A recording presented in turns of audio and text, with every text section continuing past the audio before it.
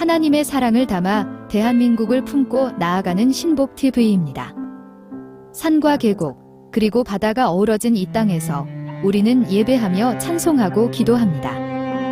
여러분의 구독, 알림 설정, 좋아요는 우리의 사역과 방송 제작에 큰 힘이 됩니다. 신복TV와 함께 주님의 은혜를 나누세요. 그러면 제가 안양옥 후보님의 간단한 프로필을 좀 말씀드리겠습니다. 안양옥 전 교육청 회장님은 1957년 전남 보성에서 출생하시고 서울에서 초중고 졸업하시고 서울대학교에서 체육교육학 박사 학위를 따셨습니다. 학군 17기로 예비역 중위로 예편하셨습니다. 또 말씀하시겠으면 후보님께서 직접 말씀해 주시죠. 아주 좋았습니다. 자, 제가 진행하도록 하겠습니다. 아까 진행 방법은 동일합니다. 먼저 안양옥 후보자님에게 질의합니다. 자, 먼저 질의에 앞서서 오늘 신문입니다. 이 신문은 동아일보이고요. 오늘 동아일보 신문에 이런 제목의 기사가 있습니다. 어떤 제목이 있냐면 서울시 교육학 후보 등록 일주일 앞으로 다가왔다. 진보, 보수 모두 단일화의 진통을 겪고 있다는 이 기사입니다. 기사의 내용에 이런 내용이 있어요. 옆에 지금 당사자가 계시기 때문에 제가 좀 읽어드려야 될 필요가 있다고 생각합니다. 자, 기사의 내용입니다. 단일화 절차가 목전에 다가오면서 내부 경쟁도 가열되고 있다. 지금 동아일보 기사 읽어드리는 겁니다. 안양옥 전 회장 측이 9월 16일 입장문을 내고 통계비가 조 전 의원 사조적 역할을 하고 있다고 주장하자 조전혁 전 의원 측이 17일 성명을 내서 허위사실 유포를 당장 중단하라 라고 받아친 것이 대표적이다 라고 하는 동아일보 신문 기사 내용을 제가 소개해 드렸습니다. 자, 이 기사를 읽으면서 이런 생각을 했습니다. 대자뷰 아니냐. 유효감 선거가 있을 때마다 이런 내용의 기사가 계속되고 있다. 사실 여부를 떠나고 그 다음에 진실 여부를 떠나서 우리 우파 시민들에게는 이 기사가 매우 실망스럽고 어떻게 보면 대한민국을 가만히 있는다는 아닙니까? 이런 생각을 하게 된다는 겁니다.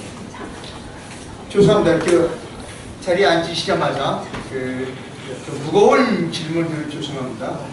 이 신문 기사에 대해 사실이다 아니다를 말씀 주실 필요는 없다고 생각합니다. 다만 추가로 하실 말씀이 있으십니까? 네, 사회자님께서 말씀하신 지책은 당연히 제가 감수해야 된다고 생각합니다.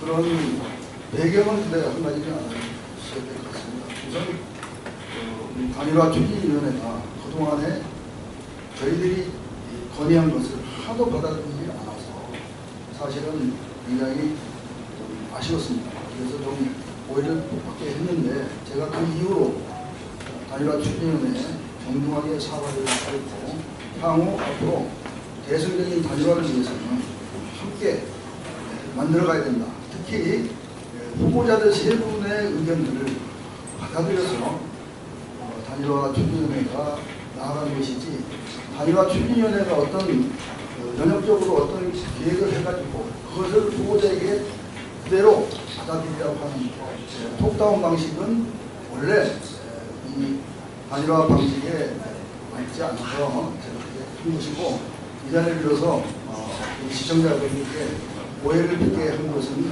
대단히 송구하게 생각하고 앞으로 단일화를 위해서 더욱더 같이 인내심을 가지고 노력하겠습니다.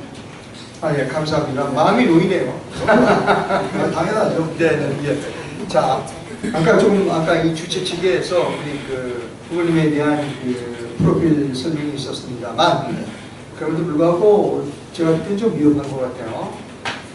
본인에 대한 과거의 여러 가지 업적, 그 다음에 하셨던 일 설명해 주시면 동시에 교육감에 출마하는 목적이 있으실까지 아울러 말씀 주시면 감사하겠습니다. 예. 시청자 여러분, 대한민국 국민, 특히 서울 시민 여러분에게 저를 너무 감히 여러 가지 다양하게 소개하는 것은 이런 자리에 의미가 아닌 것 같고, 아까 사회자님께서 말씀하셨던 그 정도로 그렇고요. 저는 다만 교육은 교육자에게 맡겨야 한다 하는 신념을 가지고 사실 그동안 살아왔고, 교육은 정치가 아닙니다. 교육을 정치판으로 만들면서 학교 교육에 이념이 침투했고 좌편향으로 근거된 교육이 편치게 된 것입니다. 후보 매수로 구속됐던 강노현 전 교육감의 출마 일성은 윤석열 탄핵이었습니다. 교육에서 선동적인 이념과 사상은 떼어내야 하지 않겠습니까? 어울러서 지난 10년간 우리 서울의 교육은 정치와 이념의 장이 되었고, 그 결과 저희 제자였던 착하고 마음 어린 서희초등학교 선생님의 비극이 발생했습니다. 우리 교육 현장에서 다시는 이런 불행이 일어나서는 안 된다고 생각하여 무너진 교권과 공교육을 바로 세우겠다고 결심하여 이번에 출마하게 되었습니다. 교육감을 선거하는 교육자치의 목적은 정치적 중립입니다. 제가 서울의 교육을 다시 교육 본연의 자리로 돌려놓겠습니다. 갈등의 장이 된 우리 학교 교육을 아름다운 공동체로 복원시키는 핵심은 교육의 기본을 다시 바로 세우는 일이 아니겠습니까? 제가 교육감이 되면 교육의 3일체를 이루고 학생과 선생님, 그리고 특히 학부모가 서로 아끼는 분위기를 조성하겠습니다. 서울에서 43년 교육자이자 교육행정 전문가로 살아온 저 안영욱은 서울교육의 정상화를 이룰 봉사자가 되겠습니다. 그래서 출마를 결심하였습니다. 오직 한 길, 교육자의 길을 걸어온 저 안영욱에게 맡겨주시는 서울교육을 반드시 바로 세우겠습니다. 자, 아까 지지하시는 분들이 오셨어요. 네, 감사드리고요. 다시 또 와주셔서 감사드립니다. 아까 먼저 번 제가 질문 드린 거와 똑같은 질문을 드립니다. 우리 사람은 정치적인 동물이고요. 아무리 중도라고 말씀하시지만 좌에서부터 중하 그리고 이렇게 정치적 스펙트럼이 이렇게 넓게 퍼져 있습니다. 그것이 또 민주사회이고요. 본인 스스로가 좌, 중 중에 정치적으로 어떤 스펙트럼 선상에 있다고 말씀해 주실 수 있습니까? 네, 저는 분명히 우라고 생각합니다.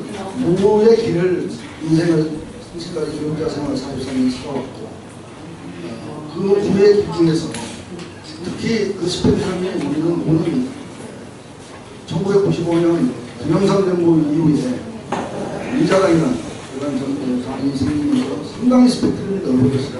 따라서 그 스펙트럼을 이제는 분명하게 바로 세우는 그러한 계기가 돼야 되고, 또 교육감 직선제는 그러한 측면에서 앞으로 순기능을 할 것이라고 저는 확신합니다. 자, 그 연장생산에서 이제 학교 연장에 대해서 쪽으로 좀 말씀드리면, 학생들의 동성애 교육, 또 학생인권 조례, 이런 부분에 대한 본인의 견해를 좀 말씀해 주시죠. 저는 이 학생인권조례에 관련해서 2010년 광노현 교육감이 직선제 처음으로 당선돼서 이 학생인권조례를 구창하길래 그 전에 또 우리가 경기도 교육감 김상봉 교육감 교육부장도 하셨죠. 그분이 그 부상급식과 그 두 가지를 끌고 나왔어요. 제가 서울시 교육청에 앞서서 학교 조대장으로서 50차례에 걸친 데모스트레이션을 했고 또 투쟁을 해왔습니다. 저는 단연코 이 학생인권조례는 빨리 개정되고, 다행히 윤석열 정부가 들어서서 특히 서울시 의회에서 뒤늦게 앞서 다른 시도에도 있었습니다만 이 문제를 다뤘기 때문에 아직도 이 서울시 학생인권조례가 전 조희연 교육감께서 결재를 안 하고 나갔다고 합니다. 제가 교육감이 되면 바로 이 문제부터 제가 교육감으로서 제가 승인을 하도록 하겠습니다. 자, 이제 그 동성애 문제에 대한 언급을 좀 해주셨습니다. 동성애는 저는 이런 자리에서 종교를 밝히려는지 모르겠습니다만 저희 집안은 모두 기독교 집안입니다. 따라서 특히 보수적인 기독교단을 다니기 때문에 동성애는 하나의 그런 특이한 우리 인간이 굉장히 복잡한 그 때문에 진화되면서 생긴 특이한 케이스지 이것을 일반화한다는 것은 어불성설이다. 자, 이제 그 동성애 문제와 관련돼서 조금 더 제가 깊이 있게 질문해 드릴 필요가 있습니다. 자, 방송 동시시민위원으로 의원 활동을 할 때 동성애 문제 때문에 굉장히 논란이 많았었습니다. 자, 동성애가 선천적인 겁니까? 후천적인 겁니까?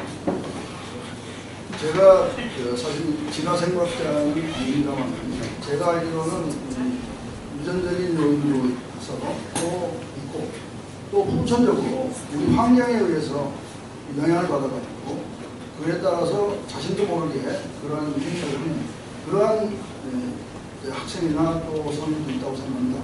따라서 이것이야말로 우리 학교 교육 안에서 조기서부터 아주 예민하게 우리 선생님들과 또 학교 학부모님들이 관심을 가져야 될 사안이라고 생각합니다.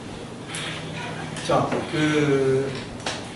아까 이제 양념을 말씀하실 때 일선 학교 교사 생활을 해보신 분이 있으십니까? 일선, 그러니까 네. 강단에서 서보신 분이 있으십니까? 예, 일선학교 교사는 제가 모든 고등학교, 여자 고등학교의 기간제 교사 상교수입니다. 기간제. 기간제 교사. 그때 당시에는 이제 발령이 안 나서.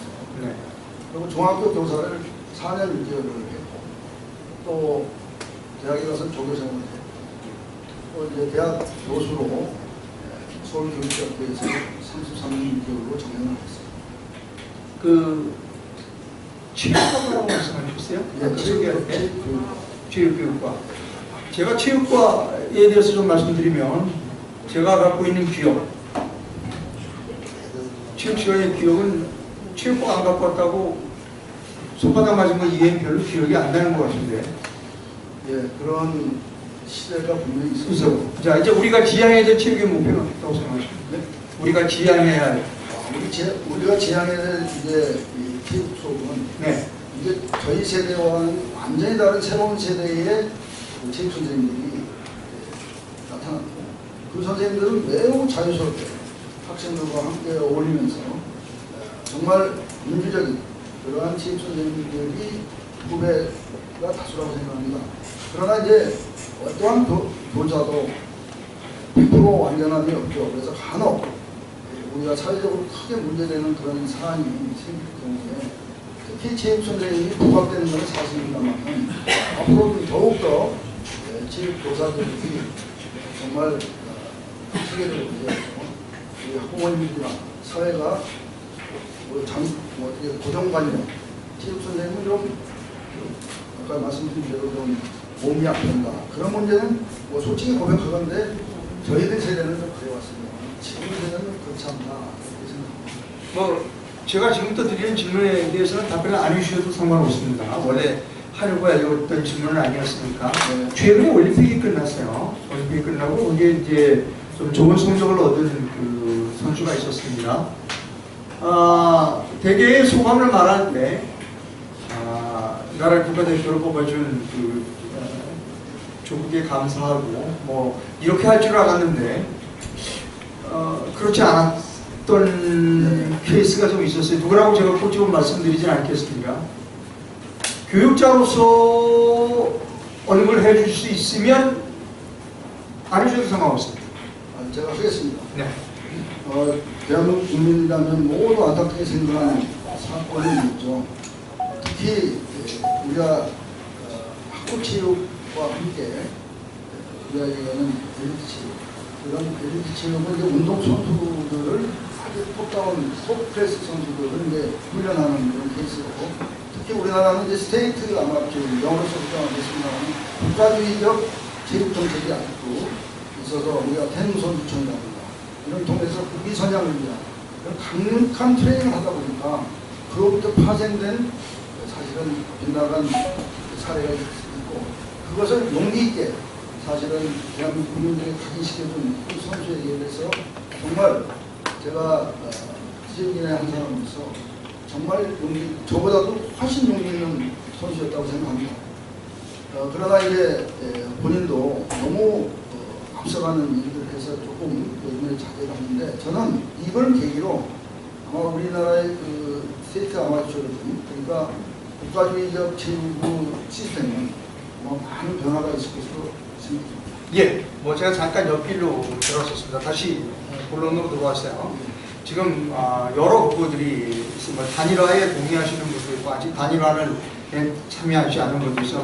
뭐 10여 분 정도 될 것 같은데 다른 그런 분들에 비해서 본인이 교육감으로서 경쟁력이 있다라고 생각하시는 부분이 있습니까? 다른 사람과 비교해서 비교 우위에 있는 부분이 있다. 비교 우위에 있는 부분은 저의 경력에 나와 있듯이 제가 초중고등학교의 현장 실천가였죠. 사실 교수로서 학자로서 생각하지만 교수 그럼 일반적으로 학자라고 생각합니다만 저는 서울교육대학교 교수였습니다. 즉 교사 양성을 위한 교수였고 오로지 학교 현장 특히 제가 교총회장직을 하게 된 배경에는 서울교육대학교 교수로 가서 그 교육대학교 학생들이 다 모두 서울시내 초등학교 교사가 있지 않습니까? 그래서 제가 교권을 위해서 아니대로 정말 봉사해야 되겠다 그런 생각을 하다가 사실 교수로서의 생활을 바깥으로 사회활동으로 가게 됐고 오늘 이 자리까지 오게 된 계기가 되었습니다. 자, 조금 전에 이제 교총회장을 하셨다고 말씀하셨는데 교총회장 또 장학재단 이사장님도 하셨어요. 네. 교총회장, 장학재단 이사장 등 뭐 여러 가지 교육활동을 하신 곳으로 나와 있습니다. 그렇다면 본인이 좀 외부적으로 나 이런 일을 했어라고 내세울 만한 업적이 좀 있습니다. 뭐 제가 그걸 자랑하는 게 좋죠. 아니 뭐 지금 어차피 자랑하자고 나온 자리인데요. 네, 그래서 뭐 후보자로서 또 이렇게 기회를 주신 거라 말씀드리면 제가 이명박 정부와 박근혜 정부 이 양 보수 정부에 유일하게 두 정부에 다 기여를 한 것.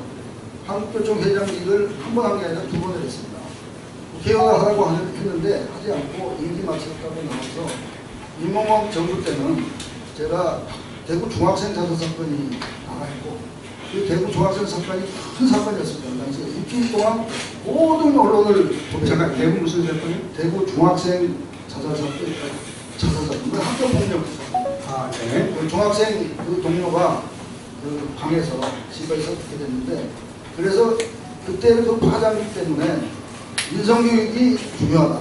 그래서 제가 인성교육 국민 실천운동, 이건 학교뿐만 아니라 사회, 가정이 함께 어우러지는 국민 실천운동을 해서 300개 사회단체들을 모아서 인성교육 국민 실천 연합을 결성했고 또 아울러서 정의화 전 국회의장께서 당시 국회의원으로서 여야를 해서 국회 인성 포럼을 만들었습니다. 그래서 그 포럼을 통해서 인성교육 진흥법을 제안을 했는데 마침 그분이 국회의장이 되었어요. 그래가지고 뭐 업적이라고 업적이었죠. 뒤에서 제가 받쳐줬는데 그것을 155명의 만장일치로 그렇게 했는데 문제는 문재인 정권이 들어와가지고 완전히 사문화되었습니다.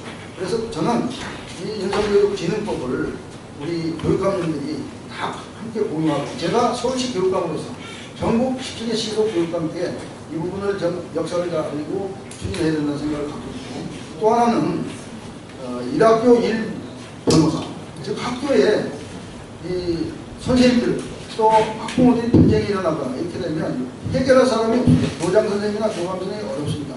따라서 변호사님들을 학교에다가 협약을 내려서 그거를 제가 대한변협 신영무 회장님과 그 당시에 협약을 해가지고 1학기 1 변호사를 했더니 이번에 서희초등학교 사건 나고 나서 어디가 뒤늦게 조희연 교육감에서 마지막으로 그 1학기 1 변호사를 제대로 도입하겠다고 그래서 제가 그거는 옛날에 2013년도에 내가 이미 했는데 여하튼 시간이 저편을 건너서 이제 1학기 1 변호사가 제도가 되어서 학교를 안전한 학교로 만든 노력을 해준다고 생각하고 그런 뭐 업적이라면 업적이 아니고 계속적으로 대한민국의 교육정책의 진화되는 계기가 되는 상황이 아닌가 싶습니다. 자, 이제 그 학교 선생님에 대한 말씀을 좀 여쭤볼게요. 정교조라는 집단이 있습니다. 어떻게 평가하시고 앞으로 교육감이 되신다면 어떻게 하실 생각입니까? 제가 1981년도에 초임 교사 생활을 했습니다. 정교조가 85년도에 정교육을 선언하고 나왔습니다.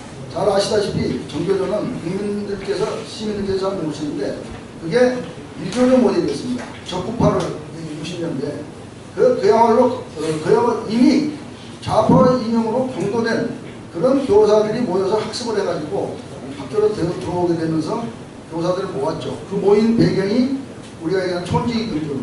그거는 뭐 정말 대한민국 국민들이 온 국민이 환호를 했어요. 그러나 그것과 그 이면에 존재하는 바로 이 이념의 문제가 학교에 침투되게 된 거죠. 따라서 이 정교조는 굉장히 그 촌지교육을 계기로 같이 양심적 교사 집단으로 한때는 그렇게 생각하는 교사들이 많았지만 사실상 지금은 소멸돼야 될 그러한 교사 집단으로 생각하고 지금 현재 28,000명으로 우리 시민들이 잘 모르시면 그렇게 약화됐고 또 한편으로 제가 속했던 18만 명이었던 제가 교총이 2010년대 우리 한국교총도 사실상 지금 10만 이하로 약화되면서 그 중간 사이에 한국 교사연맹이 교사노조가 생겼어요. 이 교사노조연맹은 서희초등학교 사건을 계기로 급속하게 증가가 돼가지고 13만 명으로 추산된다고 해요. 근데 저는 그렇게는 안 되라고 보고 앞으로 향후 교육감이 되면 이 순수한 교사들이 그 아픔 때문에 그냥 들어간 이 교사노조를 저는 완전히 올바른 정말 그 교원단체로 변화시켜야 돼야만이 대한민국 우리 학교 현장이 선생님들에게 무슨 우리 시민들이 안전한 학교로 똑바로 나갈 수 있다 이렇게 생각을 하고 그 부분을 제가 역점을 두고 제가 바로 잡아나가겠습니다. 좀 세부적으로 여쭤보겠습니다. 네. 우리가 이제 어떤 물건을 살 때는 그 물건을 잘 살펴보는 겁니다. 또 우리가 어떤 서비스를 받을 때는 그 서비스 내용이 무엇인가를 잘 봅니다. 네. 또 뭐 학교가 아닌 학원을 우리가 선택할 때 무슨 뭐 보스 학원도 있죠, 수학 학원도 있고 뭐 국어 학원도 있고 그 학원을 선택할 때 무엇을 보느냐면 학원의 선생님이 어떤 선생님인가를 봅니다. 예. 네. 학교는 이제 뭐 우리가 뭐 중학교, 고등학교 같은 학교에 학부형이에요. 나는 전교조 선생님으로부터 내 아이를 교육을 시키고 싶지 않아 라고 생각하시는 학부모가 존재할 수 있잖아요. 나는 전교조 싫어. 그러면 그 학교에 모두 몇 명의 학교 선생님이 계시는지, 예를 들어 국어 선생님은 누구고 사회 선생님은 누구고 뭐 과학 선생님은 누구고 이분들이 속해 있는 단체는 어디고 그를 공개하는 것이 맞지 않습니까? 소비자 선택권인데 어떻게 생각하십니까? 저는 그 사안을 가장 우리 대한민국에 법적으로 사실 이슈화한 분이 뒤에 네네. 후보자로 나오신 우리 조전혁 후보.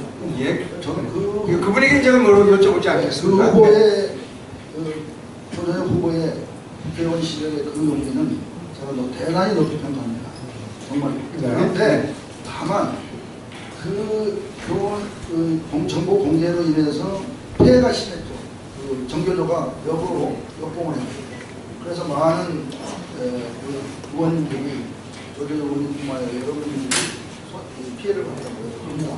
그래서 저는 가슴 아프게 약간의 소원을 했습니다만은 이 정교조 명단 공개는 지금 그 시대와는 다르게 지금 벌써 13년이 지난 시점에서 우리가 지금 정보보호법이 있지 않습니까?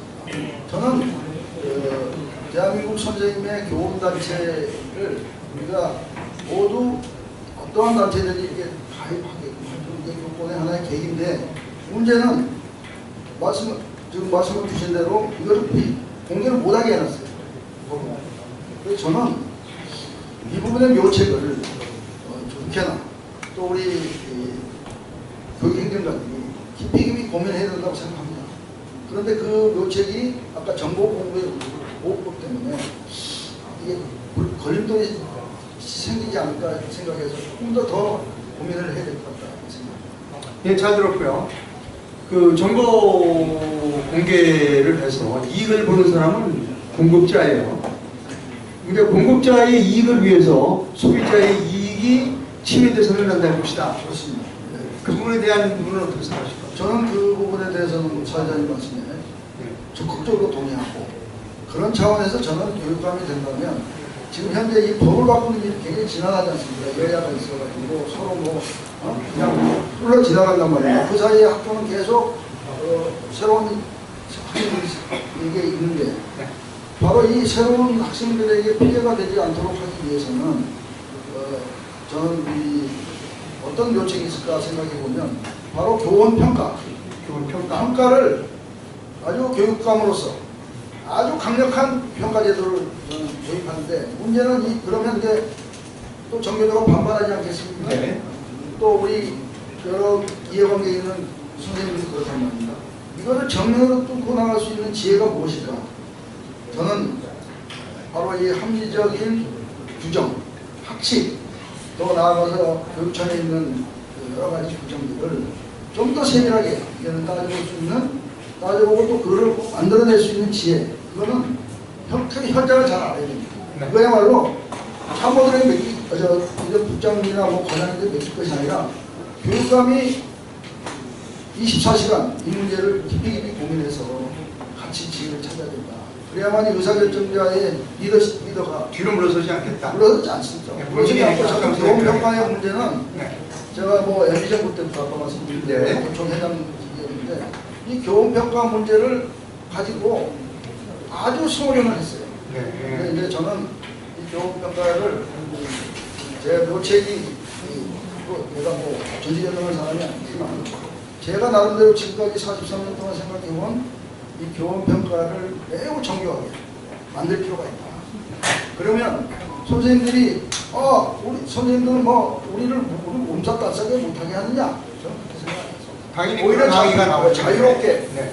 오히려 교원평가를 통해서 훌륭한 교사들이 인정받고 또 나태한 아까 말씀드린 대로 이념교육을 한다거나 또 나태한 그런 교사들에게 분명한 구분을 할 수 있는 그런 계기를 반드시 마련했고 그야말로 교육감이라는 행정적 리더가 앞장서야 된다고 생각합니다. 자, 이제 교육감이 되시면 좀 도미적으로 말씀을 주셨습니다만 대표적으로 공약을 좀 몇 가지만 소개해 주십시오. 내가 교육감이 되면 이런 일들을 하겠다라고 대표적인 거 몇 가지 좀 말씀해 주십시오. 대표적으로요? 네. 그거는 이제 제가 시간이 좀 많이 남아 있습니다. 많이 남아 있습니다. 예. 충분히 말씀하셔도 됩니다. 그러면 좀 제가 좀 써보고 예. 왜냐하면 이거 다 외울 수는 없습니다. 아이고 외울 필요는 없습니다. 컨셉은 있지만 네. 사실은 천천히 자세히 설명해 주십시오. 네. 하도 사회자님 막 그러니까 그러니까 긴장이 돼갖고 정신을 좀 잃었습니다만 아유, 죄송합니다. 그래도 하여튼 좋습니다. 제가 왜냐하면 네. 우리 사회자님 같은 분이 참 좋고 제가 많은 공약이 100대 공약이 있습니다. 누구든지 교육감에 나올 정도로 그 정도의 고민을 하고 다른 후보님도 그렇게 생각했습니다. 저는 대표 공약을 제 이름 안양옥의 첫 자를 딴 안심교육으로 일단 메인이었습니다. 안심해야 됩니다. 안심. 그래서 첫째, 교권 회복을 통한 공교육 안심. 우리 시청자님들하고 잘 생각해보면 차분하게 학교 폭력 근절로 학교 생활 안심. 셋째, 학교 급식비 현실화로 급식 안심. 넷째, 체험학습, 앨범, 방과후 학교 등을 무상 지원하여 교육비 부담 안심. 저는 철학은 네 번째 철학은 제가 이 패러다임이 좀 시프트가 됐어요. 옛날에 2010년도만 해도 이 무상급식을 제가 아주 오세훈 시장하고 결코 반대를 했는데 이게 세월이 지나서 때려보면 우리 학부모님들과 가정이 평안해야 되겠다. 이 생각을 했어요. 잠깐만요. 무상급식 오세훈 시장님하고 뜻을 그때 같이 했다. 이게 무슨 뜻입니까? 제가 한국교총 회장이 되어서 네. 우리 오세훈 시장님께서 무상급식 반대해가지고 주민투표에 붙였어요. 그렇죠. 그래서 저보다 개표도 못했습니다. 저보다 그에 대해서 어떻게 생각하냐. 저도 네. 똑같은 생각. 그 당시에 김상봉 교육감, 네. 이른바의 진보 교육감의 아이콘을 사실은 좀 문제를 삼았어요. 왜냐하면 정교조에 등록하고 올라갔거든요. 그래서 이제 교총회장으로서 오세훈 시장님께 같이 해보자. 그래가지고 내가 이 부산독식 관대 상을 이제 인터뷰를 하고. 근데 지금은 입장이 바뀌셨다는 겁니까? 지금은 이게 좀 깨달음이 생겼어요. 왜냐하면 지금 이따가 뒤에 나오겠지만 네.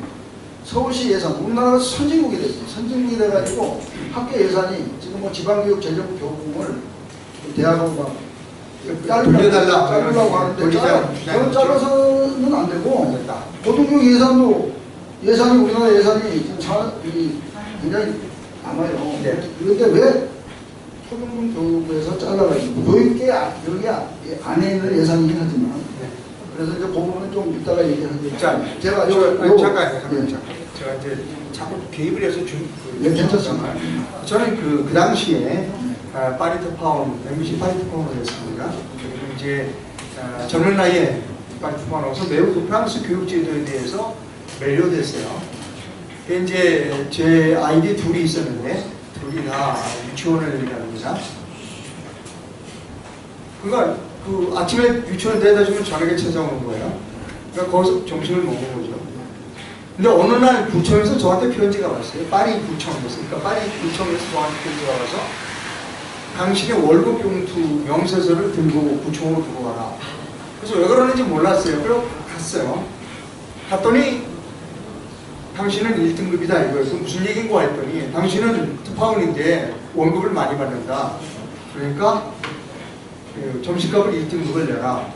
그래서 뭐 내라는 대로 내겠어요. 그래서 그 뒤에 이제 좀 알아봤어요. 그랬더니 점심값을 그 당시는 프랑스가 보시면 우리도 선진국이었는데 무상급식이 아니었어요. 맞습니다. 그러니까 잘 사는 사람은 돈을 많이 내고 못 사는 사람은 돈을 안 내는 사람도 있다고 그래요. 그런데 중요한 점이 뭐냐면 중요한 점이 있습니다. 학교 교장 선생님은 학교 담임 선생님은 저 아이가 몇 등급의 점심을 먹는지 저의 아이의 부모가 그 급식비를 내는지 안 내는지를 모르는 거예요. 몰라. 교장 선생님도 모르고 담임 선생님도 모르고 아무도 몰라요. 오직 구청 직원만 압니다. 맞습니다. 자, 제가 왜 이런 말씀을 드리는지 알겠죠? 네. 그거를 그 당시에는 네. 저도 프랑스 제도를 오세훈 시장님과 네. 함께 공감을 했어요. 네. 그런데 이제 시대가 바뀌면 제도나 또 구성원들, 우리 모든 국민들의 인식이 좀 바뀌었는데 저는 아까도 말씀드렸지만 우리 초중등학교 예산이 대단히 지금 잉여 예산이 있어요. 또 시설 설비 예산 이런 쪽에 너무 하드웨어적인 것에 가서 사실 급식비가 굉장히 약화되니까 급식 질이 낮아지니까 학생들이 요즘 학생들은 우리 세대하고 다르잖아요. 그래서 이 문제를 어느 적정 기준에 레벨을 시켜야 되겠다 그런 차원에서 좀 말씀드리고 또 아울러서 이제 학생 수가 많이 감소되니까 우리 국민들이 지금 인구 감소가 되지 않습니까? 이 감소를 증가시키기 위해서는 학교에서 모든 것을 지원했을 때 그 안심되는 학교, 또 안전한 학교가 됐을 때 출생률도 많이 증가될 것으로 그런 생각을 하고 이 문제를 네, 좋습니다. 제가 개입을 해서 계속해서 본인의 대표적인 공약을 좀 소개해 주시죠. 예, 네. 바로 아까도 논의됐던 이제 오늘 주제인 우리 보수 우파의 가장 쟁점이 되는 좌파 이념 교육 이것을 치우친 공교육을 바로잡는데 저는 서울의 모든 학교를 바로잡고 행복학교로 만들 것입니다. 그러기 위해서는 앞서도 계속 강조했듯이 교권 회복을 반드시 해야 되고 또 아울러서 학교 소멸을 막아야 됩니다. 학교 소멸을 소멸이 되면 인구 증가가 될 수가 없죠. 또 학생들을 안심하고 맡길 수 있는 조금 전에 반복했지만 안전한 학교를 만들어야 된다. 이게 저의 앞으로의 계획이고 이를 통해서 이제 우리 학교를 아름다운 과거의 그런 공동체로 다시 만들어야겠다. 즉 교육의 기본을 바로 세우는 그러한 방향으로 제가 학교 바로 세우기 이런 컨셉을 제시하고요. 다음에 아까 말씀드린 합교를 살려야 됩니다. 학교 살리기 위해서는 우리 학교 소멸을 막기 위해서 이건 좀 굉장히 혁명적인 발상입니다만은 우리 지금 사회에 있는 노인학교하고 유아학교. 그래서 이 유치원, 초등학교가 지금 이제 통합적인 지금 하나습니다. 그걸 좀 더 발전시키려면 이런 통합학교도 우리가 과감하게 서울교육부터 실시해본다면 매우 성공적인다면 대한민국 전체가 살아있는 학교로 만들 수 있는 계기가 되지 않을까 생각합니다. 그 외에 이 교원지 향상 특별법이라는 것을 사실 교총에서 처음으로 만들었습니다. 교원 지위 향상을 위한 특별법. 이게 교권의 문제가 이슈가 돼. 그전에는 너무 우리가 군사구입제 정책으로 선생님이 너무 대접을 받아가지고 사실은 뭐 선생님이 절대 전능한 사람이 그렇게 됐는데 서서히 인질적으로 변화되면서 교권이 문제되면서 만든 제도가 그래서 교원지 향상 특별법인데 이게 사실상 사문화되어 있어서 이것을 실효성을 보이도록 제가 적극적으로 또 문제점을 파악해서 국회와 국회의원들과 또 한번 진지하게 논의를 했습니다. 그 외에 공교육을 정상화하기 위해서는 반복해서 말씀드리지만은 이 광노현 조의원 두 교육감께서 좌파 교육 성장인 이 혁신학교를 많이 듣고 있어요. 저는 이 혁신학교는 이제는 정말로 다른 정말 정상적인 학교로 변화시켜야 됩니다. 그 일은 교육감이 할 수 있는 일이다. 그 생각합니다. 뭐 이외에도 뭐 많지만 사회자님께서 진행하실 게 많아서 그럼 제가 질문을 좀 많이 해석을 듣겠습니까? 예, 네. 이거 더 하나 더 하시죠. 더 하시죠. 할까요? 예, 시간 아까 좀 그 말씀드린 것 조금 더 설명하자면 네. 이 노인학교, 학교 통합 소멸해서 노인학교와 초중고등학교를 통합하면 학생 감소에는 폐교를 저는 줄 수 있다고 생각합니다. 노인학교하고 초등학교를 예, 그러니까 사회 바깥에 있는 노인학교, 지방자치단체에 있는 학교와 이게 굉장히 처음에는 좀 실효성이 없는 거 제가 이 시뮬레이션을 해보면 네. 이것을 만약에 성공한다면 윤석열 정부의 최고의 교육정책의 성공적인 교육정책이라고 생각하고 서울시 교육청부터 그 일을 해요. 잠깐 이제 윤석열 대통령에 대한 언급이 있어서 네.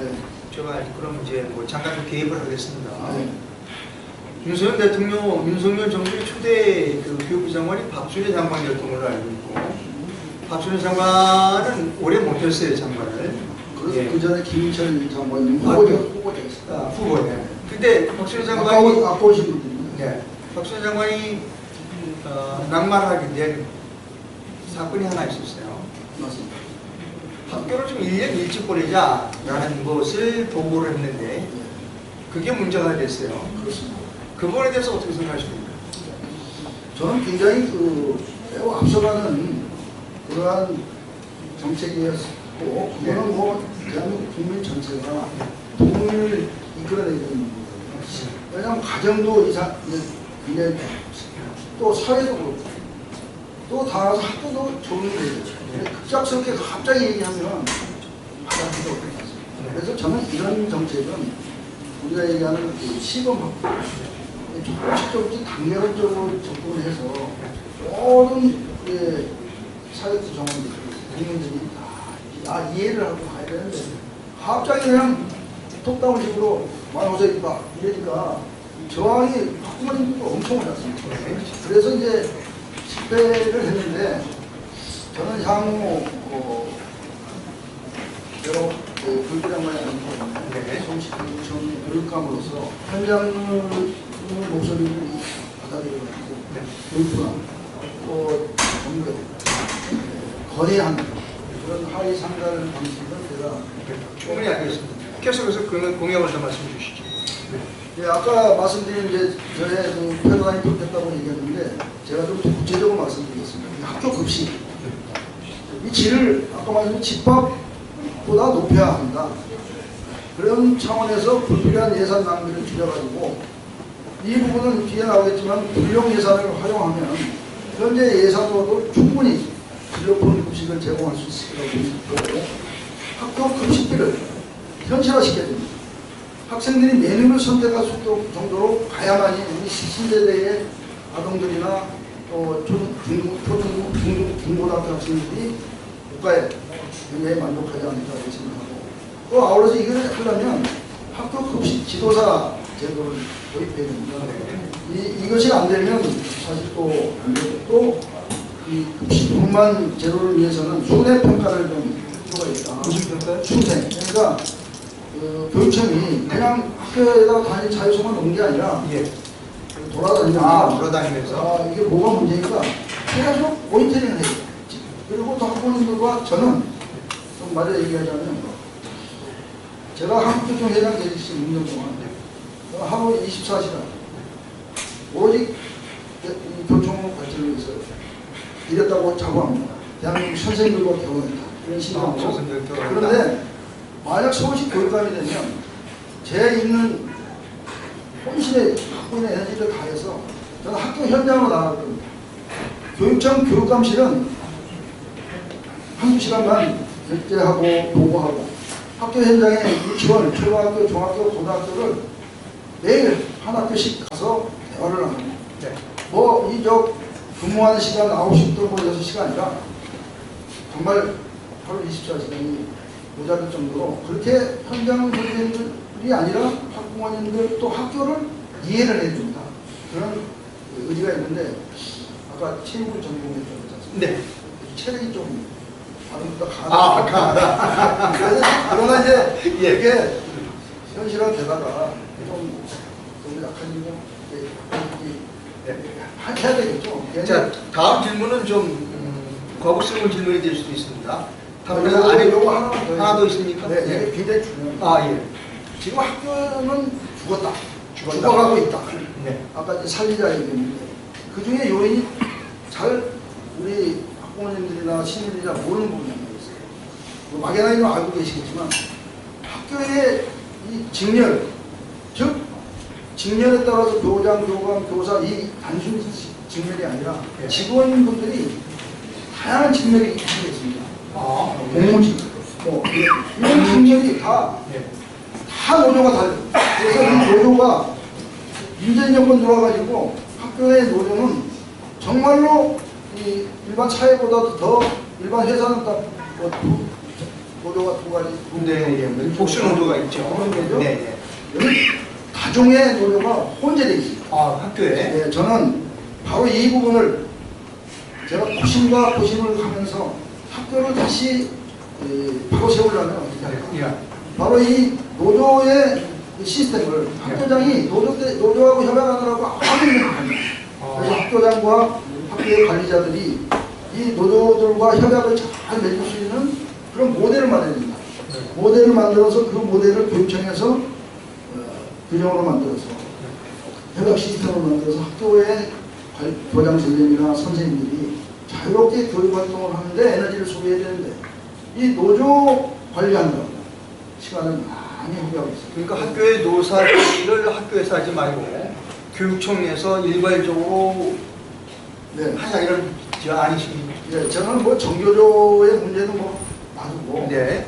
이 노조를 합리적으로 우리 한국노총 이런 데서 많은 다양한 경험을 한 사람들 네. 우리가 초치해서 이 학교 안에 있는 노조들을 어떻게 하면 융합을 시키고 그 융합의 모델로 그 단일 차원에서 학교장과 원샷으로 딱 협약을 맺도록 하는 시스템을 만들어야만이 이 에너지를 많이 소모해서 학교가 아까지만 안정된다고 생각합니다. 상당히 중요한 내용이라고 생각합니다. 네. 자, 그럼 제가 드리려고 했던 거 지금 드린 질문은 좀 거북하시면 답변을 안 주셔도 좋아요. 야, 교육감 상금은 뭐 돈 아니냐, 돈 없애고 없애자, 교육감 상금 폐지하자 라고 하는 그 주장이 높아요. 그러면 대신 지방자치단체장하고 런닝메이트제로 가자 네. 이런 그 주장이 있어요. 이렇게 교육감 하시겠다고 나오신 분한테 이런 걸 질문드리면 대단히 죄송합니다. 이 부분에 대해서 한 말씀 해주신다면. 제가 2010년도에 한국교총 회장이 될 때 네. 바로 이 교육감 직선제가 법제화가 돼서 시작했습니다. 초대 직선제 교육감부터 지금까지 제가 지켜왔습니다. 그래서 정말 대한민국의 이 초중등교육의 현장의 리더십은 바로 이 교육감 직선제를 어떻게 변화시킬 것이냐에 대한 고민이 있습니다. 그리고 저는 네. 사회자님 말씀하신 런닝메이트제에 대해서 우선 기본적으로 찬성하고 기본적으로 찬성하십니다. 찬성하나 네. 이게 잘 모르시는데 우리 우리 헌법 제31조 4항에 교육의 자주성, 전문성, 정치적 중립성이라는 게 우리 박정희 대통령을 잘 모르시는데 박정희 대통령이 5차 헌법 개정때 1962년대 이 교육의 이 전문성을 정치적 중립성을 포함시켰다. 저는 이 정치적 중립성을 포함시킴으로 인해서 대한민국 산업화에 큰 기여하는 모델이다.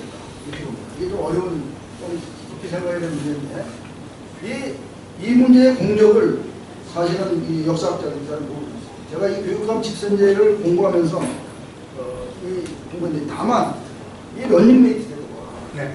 현실화되려면 이 파워를 넘겨야 됩니다. 이 정치적 중립성이라는 것이 갖고 있는 제한적인 요소가 생겨요. 그래서 헌법재판소에서 이거는 위헌성이 있다라고 제가 검토한 걸로 알고 그래서 도입을 못했고 그래서 이제 전 2조 장관께서 제가 교총 회장 되시고요. 회장님 공동 등록제 하면 안 되겠어요. 어때요? 그래요? 공동 등록제. 네, 그거는 이제 어떻게 하냐면 정당 정치적 중립이니까 네. 이쪽에 그 시도지사는 정당이고 우리 교육감 후보자는 비정당이고 네. 그러면 이게 공동 등록만 하면 된다. 근데 이것 또한 이게 아마 그때 당시에 헌법재판소에서 유연성이 있다라고 판정이 된 걸로 압니다만 그러나 저는 지금 이 시점에서 교육감 직선제가 이런 런닝메이트 제도 또 법이라는 게 완전한 어떤 법리에 근거해서 되는 경우가 아닐 수도 있더라고요. 현실은. 그래서 우리 여야를 막론하고 저는 이 문제를 깊숙이 우리 사장님 말씀하신 대로 이런 런닝메이트 제도가 또 보완적인 연구를 해야 됩니다. 고민하시겠다. 네. 고민하시겠다. 자, 이제 어떤 조직이든 그 조직의 자아는 그 두 가지 커다란 일을 해야 합니다. 조직을 장악하고 또 예산을 사용하고 해야 합니다. 지금 현재 그 서울시 교육 예산의 규모 그리고 그것을 어떻게 효율적으로 사용할 것인지에 대해서 설명해 주십시오.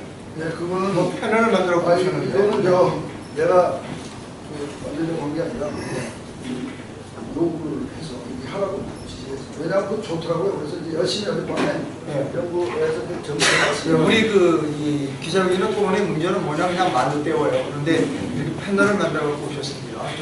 우리 그 언론인께서는 이렇게 쭉 줌으로 들어가서 확대해서 보여줄 수 있으면 시민들에게 도움이 되지 않을까 이런 생각을 합니다. 설명해 주시죠. 네, 서울시 예산을 사실 시의회 의원이나 이런 분들 위에는 행정당국자에게는 사실은 우리 시민들은 잘 모릅니다. 그렇죠. 제가 오늘 핵심적인 것만 발췌를 했는데 뭐 참고를 하시고 우리 막 언론에서 많이 얘기해요. 현재 예산이 14조 3,885억 원입니다. 예, 14조 여기 이걸 보면 자, 이거 기업 패널을 만들어 보셨으니까 14조 3,885억 원인데 네, 현재 예산이 사실은 과잉 예산 책정을 해가지고 예산이 과잉으로 예산을 너무 편성을 해가지고 예.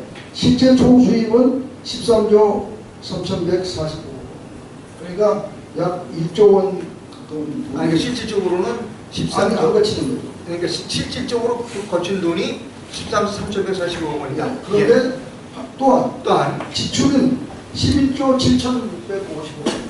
그러니까 다 예산을 책정해놓고 돈도 들어왔는데 쓰지 못하는 거예요. 예. 바로 이 부분 때문에 지방교육재정교부금을 다 대학으로 그래서 이제 서울시는 7,835억 원이 남아요. 그렇습니다. 예. 이 돈이 남는다. 그래서 이 문제 이걸 이제 그러면 자꾸 그냥 슬쩍 넘어가실 게 아니라 이거 대학으로 돌리자라는 주장이 있는데 이거 대학으로 돌리면 안 됩니까? 제가 어떻게 쓰실 거예요? 왜 안 되냐? 네.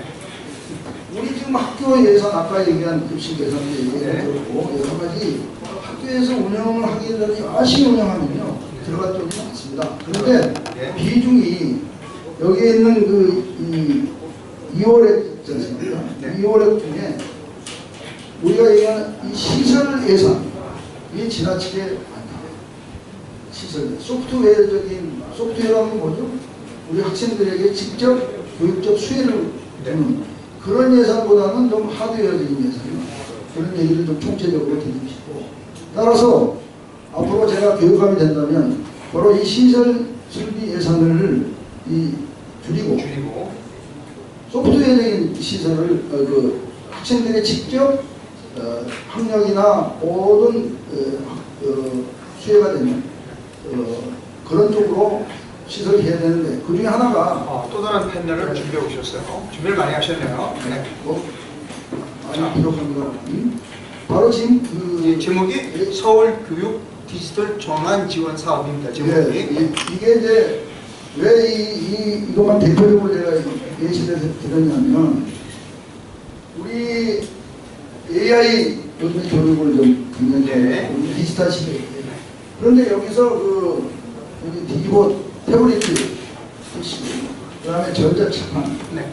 요 예산이 계속 사실은 보면 알겠지만은 증가되다가 또 감소되고 또 급격하게 또 감소되고 있습니다. 전자책판. 네. 예, 그래서 이 부분은 그야말로 학교에서 선생님들이나 학생들에게 가장 수혜가 되는 그런 이제 예산인데 이런 예산의 집행의 효율성이 굉장히 떨어집니다.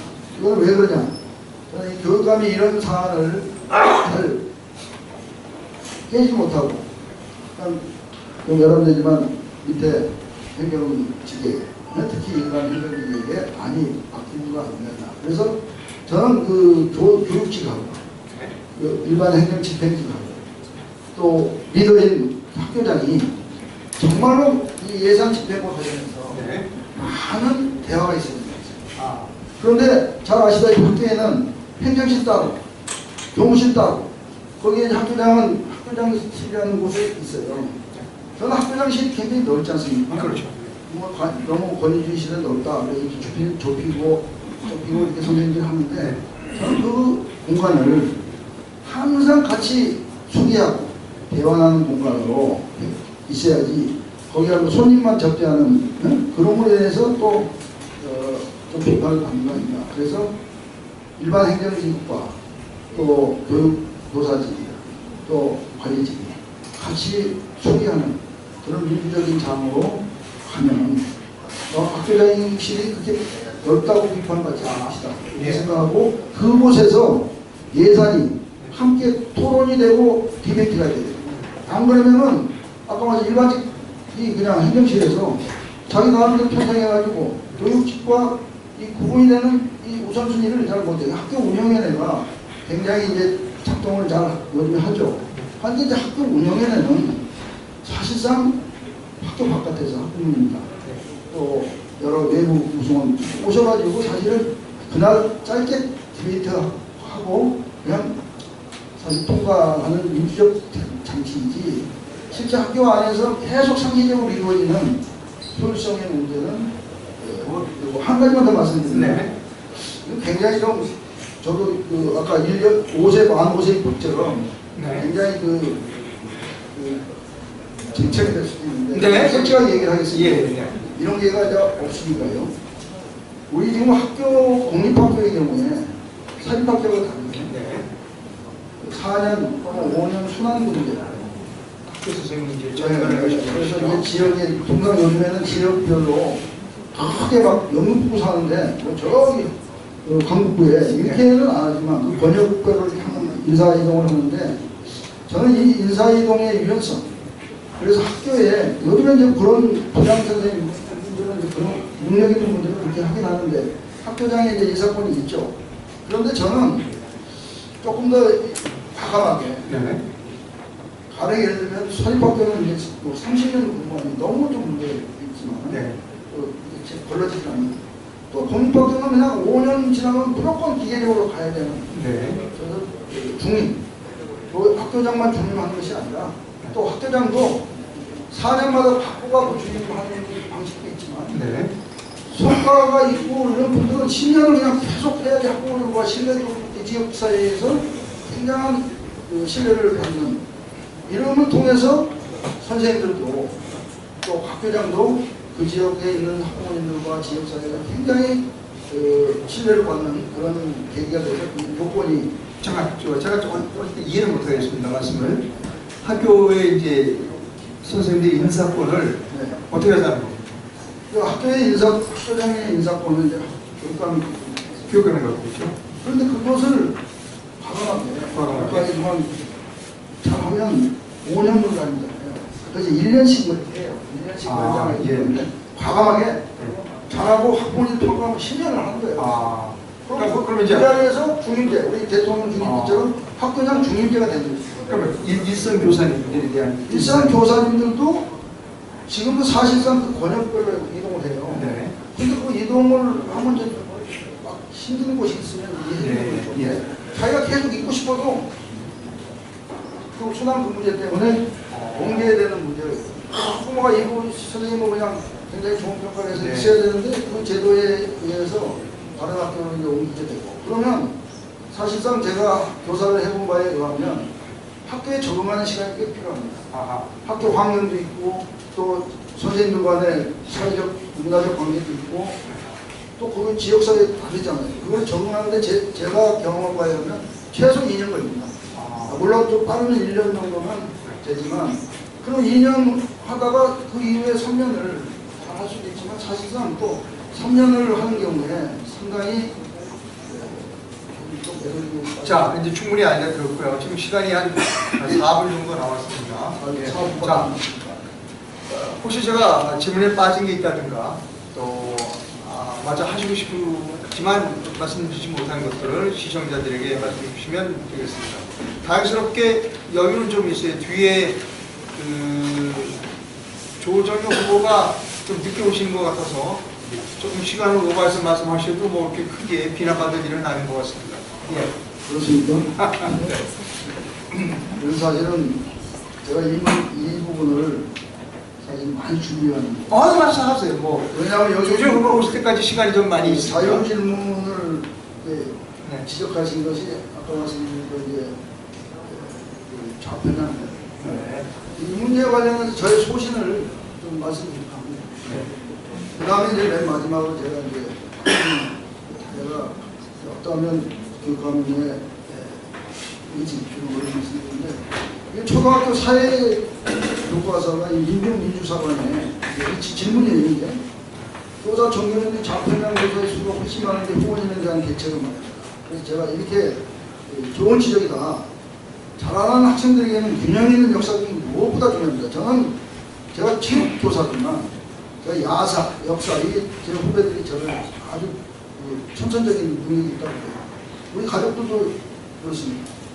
그래서 이 역사 교육에 대한 중요성은 정말로 절대로이기 때문에 우리 학교 현장에서 한쪽으로 심층 교과서를 바탕으로 지도하면 어린 학생들이 이념화하는 경향이 정말 대단히 문제가 아닙니다. 그래서 뭐 예를 들면 뭐 학교 한국전쟁을 민족대전이다, 유엔군을 외세로 보죠, 대한민국 건국을 남북 분단이라고 보는 이런 망국적 진보 역사관을 그게 정소리냐 이렇게 접근하는 것은 반드시 이 역사관을 폐지하고 학생, 학부모, 교사 등 교육 주체들이 더욱더 제가 교장 선생님이 특강을 하라고 이게 어젯번 그 유튜브에 나가서 한번 얘기했습니다.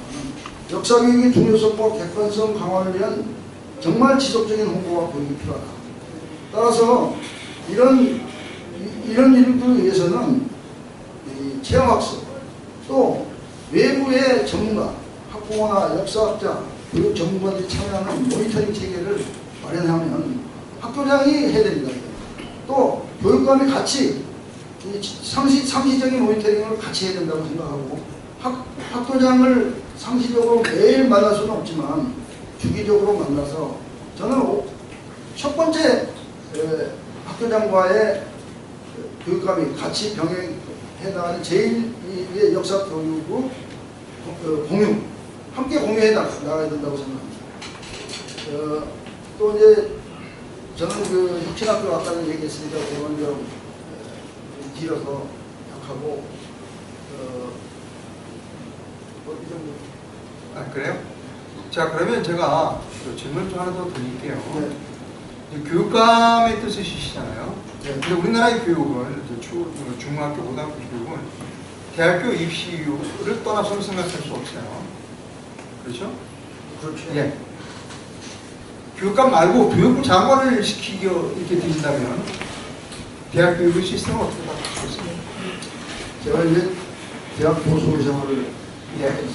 한국대 총회장 시절에 대학교 총장님들, 교수님들 많이 만났습니다. 네. 이 대학도 초중고등학교와 똑같은 관점이 존재합니다. 뭘 뜻하냐? 좀 대단히 죄송합니다. 굉장히 위험스러운 얘기지만 대화의 소통이 안 되고 있어요. 대학에 교수생활을 했지만 교수와 행정과의 총장실의 벽이 너무 두꺼워요. 그 다음에 학생들과의 대화. 제가 학생체장을 2년을 했는데 학생체장 당시에는 운동과 학생들을 관리하는 게 학생체장이어서 제가 이거 총장님 이거 하려면 안 합니다. 그래서 제가 이 권한을 그래도 학생처가 공학이라고 했어요. 네. 정처가 아니 학생처장에게 많은 권한을 주니까 제가 그 당시에는 하기 어려운 한마음 치고요. 학생들이. 그 다음에 세계로 나가자. 그래서 세계 속에 이번에 이제 서울교육도 그렇게 하겠지만 세계로 나가야 된다. 그래서 제가 이 공모를 해가지고 그 학생들에게 자기들 팀을 만들어가지고 5대학 6대주를 한 기억이 있습니다. 그런 맥락에서 조금 더 저는 사실 여기에는 제가 이 제시 안 되어 있지만 세계 속의 서울. 그래서 저는 꿈이 우리나라가 선진국인지 수입을 해당하는 정책을 수입만 하는데 좀 수출을 해야 된다고 생각합니다. 잠깐만요. 제가 드린 질문의 요지는 네. 대학 입시 제도를 어떻게 바꿀 것인가에 대한 질문이었어요. 그 부분 입시제도. 입시제도에 대해서 그래서 말씀드려요. 대학 입시제도가 변함에 따라 고등학교도 많은 영향을 받잖아요. 그 대학 입시제도를 어떻게 바꾸는 것이 초중고등학교 교육을 위해서 좋은 것이다라고 하는 부분. 대학 입시제도의 변화에 대한 부분을 좀 말씀해 주십시오.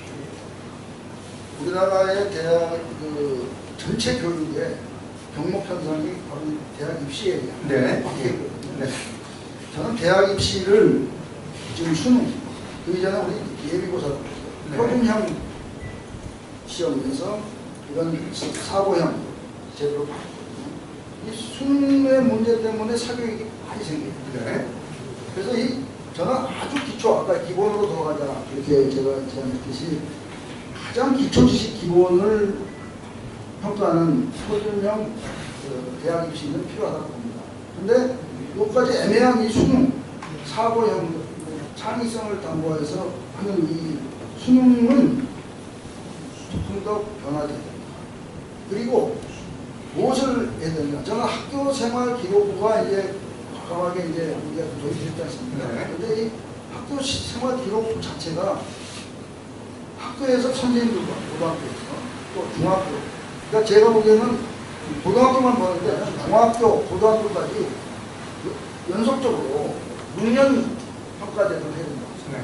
그것을 대학 시에다가 적용하면 학교, 중고등학교도 굉장히 안정될 것이고 또 대학도 그 과정 평가를 할 수 있는 거거든요. 그런데 그걸 과정을 어떻게 평가하느냐의 문제가 상당히 어려운 과정이지만 우리 대한민국의 교육업자들이 대단히 많습니다. 연구를 충분히 하고 생각해서 다시 반복해서 제가 강조드린 말씀드리면 수능이라는 애매모호한 사고력을 준다고 해서 지금 수능을 출제하면요 그것까지 평가하죠. 맨날 문제가 돼요. 그리고 이것을 어떻게 출제가 될 것인가에 대한 문제 때문에 쪽지게 하고 있습니다. 네. 그래서 기초 아까 기본을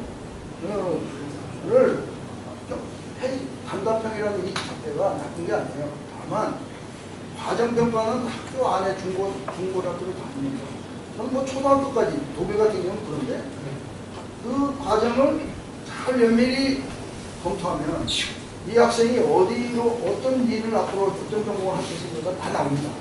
근데 우리는 그 관리를 안 하기 때문에 학교는 학교들이 입시 위주로만 되고 또 그 말씀하신 학교 그 생활기록부는 그냥 매우 형식적인 정보들 실질적으로 선생님들이 기록하고 그 기록한 내용을 신뢰하는 대학 당국들 이런 이제 열린 어떻게 보면 이 사회 공감대 형성되려면 그렇게 과정 평가를 하고 또 굉장히 기초 학력을 하고 이렇게 하게 되면 제가 좀 갑자기 질문해서 조금 죄송합니다. 제 머릿속에 있는 네네네. 모델링이 네네. 설명이 잘 안 되고 시청자 여러분들이 어떻지만 대충 시청자 여러분이 굉장히 저보다 수준이 높기 때문에 잘 이해해 주시려고 생각합니다. 예, 장시간 고생하셨고요. 빠진 건 없죠? 하실 말씀 다 이제 하시죠? 마지막 프로님 맺힙니다. 하십시오. 네네. 네. 예.